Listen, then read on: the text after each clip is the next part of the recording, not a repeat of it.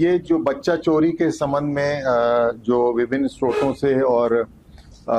खासकर social media पर जो भ्रामक खबरें जो है प्रसारित हो रही थी, वो ऐसे कई मामले बिहार पुलिस मुख्यालय के संज्ञान में आए थे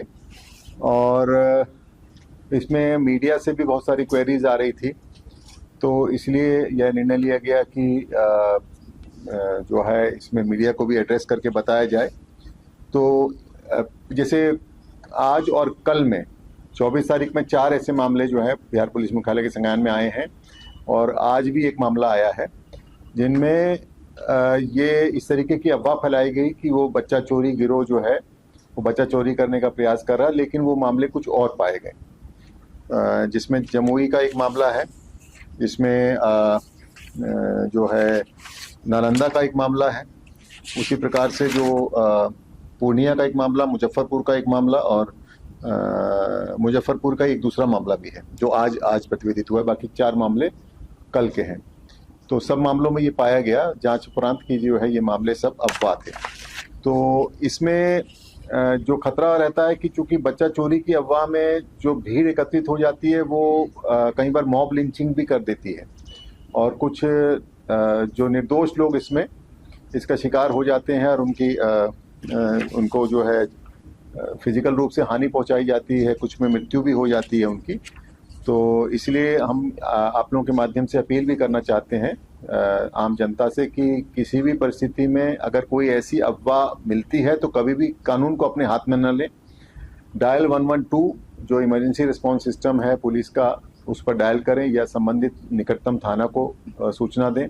पुलिस तुरंत वहां पहुंचेगी और उसके वेरीफाई करेगी उस इन्फॉर्मेशन को और जो भी उचित कार्रवाई होगी, लीगल कार्रवाई होगी, विधिक कार्रवाई होगी, वो करेगी। तो इस संबंध में कुछ मीडिया वालों ने ये जानकारी भी लेनी चाहिए थी कि कितने मामले 2025 में गुमशुदगी के प्रतिवेदित हुए हैं।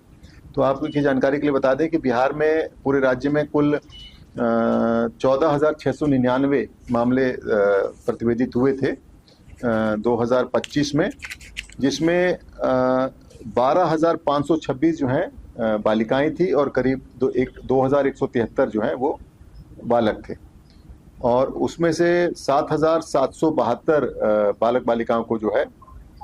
उनको रिकवर कर लिया गया पुलिस द्वारा। कुल 6,927 जो हैं बच्चे अभी भी अनट्रेस्ड हैं। लेकिन ऐसी भी संभावना है कि कई बार वो बच्चे रिकवर हो जाते हैं, लेकिन चूंकि पुलिस रिकॉर्ड अपडेट नहीं होते हैं, इस कारण से भी उनकी रिकवरी जो है वो पुलिस रिकॉर्ड में अपडेट नहीं हो पाती है। तो इसको भी हम लोग दूर करने के लिए सभी ऐसे मामले जो अभी पुलिस रिकॉर्ड में जिन पर अनट्रेस्ड चिल्ड्रन है उनको वेरीफाई करके अपने रिकॉर्ड अपडेट करने के लिए निर्देश दे चुके हैं। और सभी पुलिस अधिकारियों को ये भी निर्देश दिया है कि ऐसी कोई भी सूचना मिलती है जिसमें बच्चा चोरी की कोई रिपोर्ट या कोई शिकायत आती है तो उसको तुरंत जो है स्थानीय स्तर पर वेरीफाई करें और अगर वो अफवाह है तो सोशल मीडिया के माध्यम से, अन्य माध्यमों से प्रचार प्रसार कराएं कि इस अफवाह पर ध्यान न दें और अगर कोई सही घटना है तो उसमें जो भी विधिक कार्रवाई है वो करें। और आपको बता दें कि सुप्रीम कोर्ट का भी आदेश है कि अगर कोई बच्चा मिसिंग रहता है 24 घंटे से अधिक तो उसमें तुरंत FIR दर्ज होती है, ये करनी है और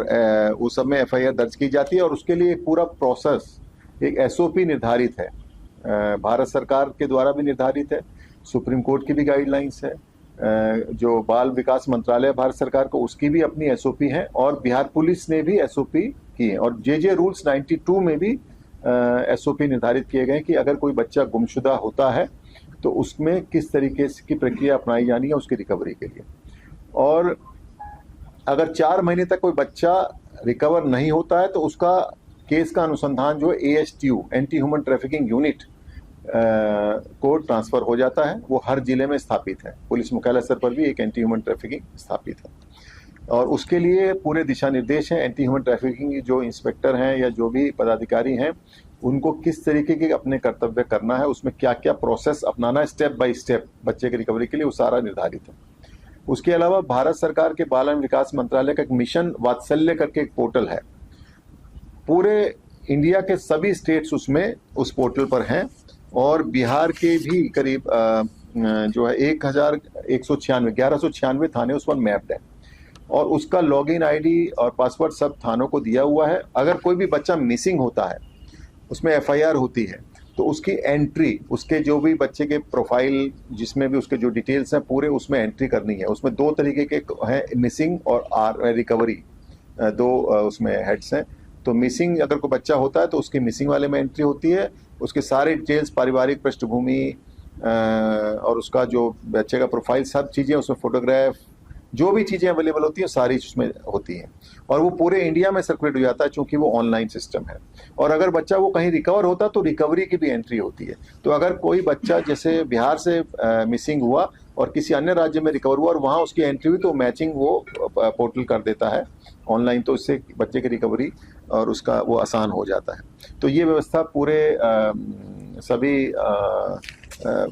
देश के सभी राज्यों में है और ये बिहार में भी ये अपनाई जा रही है। तो कुल मिलाकर के आज का प्रेस कॉन्फ्रेंस का मुख्य उद्देश्य यही है कि बिहार पुलिस जो भी बच्चे गुमशुदा होते हैं उनकी तत्परता से रिकवरी हेतु पूरा प्रयास करती है और जो भी एसओपी निर्धारित किए गए हैं उसका पालन करती है। और इसमें आपको बता दें कि माननीय उच्च न्यायालय की भी एक जुवेनाइल जस्टिस मॉनिटरिंग कमेटी है, वो भी ऐसे मामलों का अनुश्रवण करती है, मॉनिटरिंग करती है कि बच्चों की, गुमशुदा बच्चों की रिकवरी के लिए क्या प्रयास किए जा रहे हैं। उसके लिए समय समय पर उनकी गाइडलाइंस भी आती हैं और वो कुछ कुछ इंडिविजुअल केसेस में भी वो उसको मॉनिटर करती है। तो कुल मिलाकर के यही है कि जो अफवाहें फैली हैं, जैसे मैंने बताया 5 मामले कल से अब तक आए हैं, जो सभी मामले जो है असत्य पाए गए, उन सब मामलों में संबंधित एसपी को निर्देश दिया गया है कि उनका अफवाह का खंडन करें और उसका प्रचार प्रसार कराएं व्यापक रूप से, और इस तरीके की कोई भी अफवाह ना फैले उसके लिए अपने जो भी सोशल मीडिया के माध्यम से और